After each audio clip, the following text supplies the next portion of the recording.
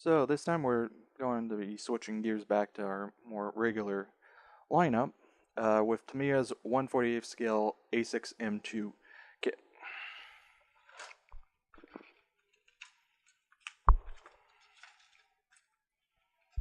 So starting with the wing underside half, the panel lining and some of the detail here is fairly nice. In particular, the gear wells are nicely detailed.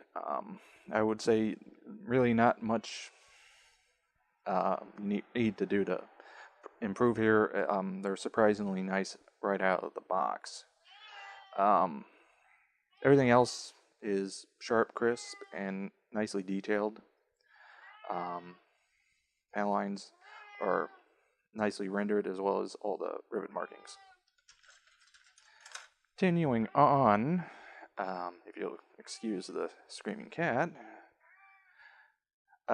we have our two fuselage halves, as well as our landing gears and fuel tanks, wheels, and gear bay doors, which we get two versions of, one for open and one for closed, which is a nice inclusion, and especially since you can obviously use the closed ones if you're going to be displaying it with the landing gear down, used as a painting mask. Detailing on the sidewalls is average. Not a whole lot to,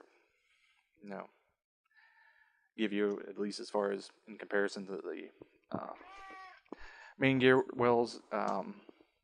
Obviously, detailing could be a little nicer, but it's definitely more than passable. As far as the other odds and end parts, not a whole lot to write home about. Detailing on the main gear, though, is a little fat and could definitely use a little improvement.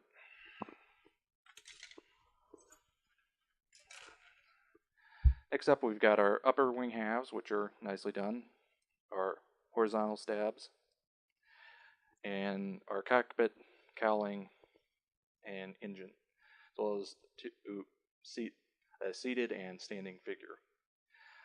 Area where I'm really disappointed with this kit is the cockpit. The detailing is either non-existent or is poorly done. Hopefully this will show up on camera. Everything in here is just really bad. I would say this is definitely, if you're going to spend any money on this kit, get an aftermarket, either photo etch set the detail up to cockpit, or scrap it and go with a resin version. Some of the additional detailing as well on the other side wall panel is much the same, not very good. Similarly, here on the engine, the detailing is poor, fat, and just all around not very good. The pilot figures, though, are actually pretty decent, and I would say if you don't use them for this, definitely hang on to them to use for something else, as they're a good set of pilot figures. Here on the instrument panel, all the details taken with a decal, which we'll look at here in a second. Clear parts, you've gotten two sets of canopies, one closed and one open, which is a nice inclusion, so it does make it a little easier to both paint and or do what you'd like. As far as clarity, very nice, clean, no issues there. Okay. Moving on to the decals. The decals are a little on the thicker side, but not overly thick.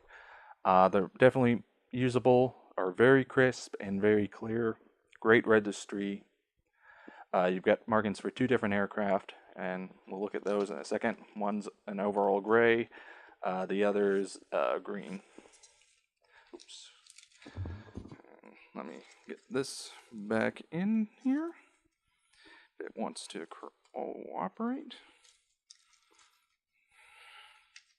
Now, one nice thing that this kit does include is this little art insert, which shows the two different paint schemes, and is a nice piece of art in of itself. Wish kit manufacturers would do that more often. It is nice to just be able to admire this stuff. Okay, moving on to our instructions. It's your basic cockpit forward build setup. Overall, assembling cockpit might prove slightly challenging, just getting everything to line up, but shouldn't prove too overly difficult. Another area of challenge is obviously going to be doing the cowling, since it's two halves. That's going to obviously potentially cause some headaches. Beyond this, it's pretty standard. Nothing really jumps out at me as far as, this will prove overly difficult. Moving on to our two paint schemes. Again, gray and green overall schemes. Actually, now that I look at it, it's 3 different aircraft. My apologies on that. But yeah, nothing really overly challenging here. All the paint callouts are for Tamiya paints, so should be able to find them fairly easily, since Tamiya's seems to be basically everywhere. Overall, this kit does have some issues, in particular the cockpit, as it's basically unusable. But at the same time, it does have some good areas, such as the landing gear bays, and the overall shape is correct. So I would say this kit, it's a kit with good bones. If you're willing to put a little extra money in terms of detailing the cockpit and probably the engine as well, you're sure to get out a nice model. But again, I would say try to find it on the cheaper side, since you do need to really make those improvements to those areas, and obviously that's going to take a little extra money. So yeah, that was a look at Tamiya's 1/48 scale A6M2. A kit with good bones, but does have issues. So if you're a fan of Japanese aircraft, it's one to consider, but be aware of those issues. So until next time.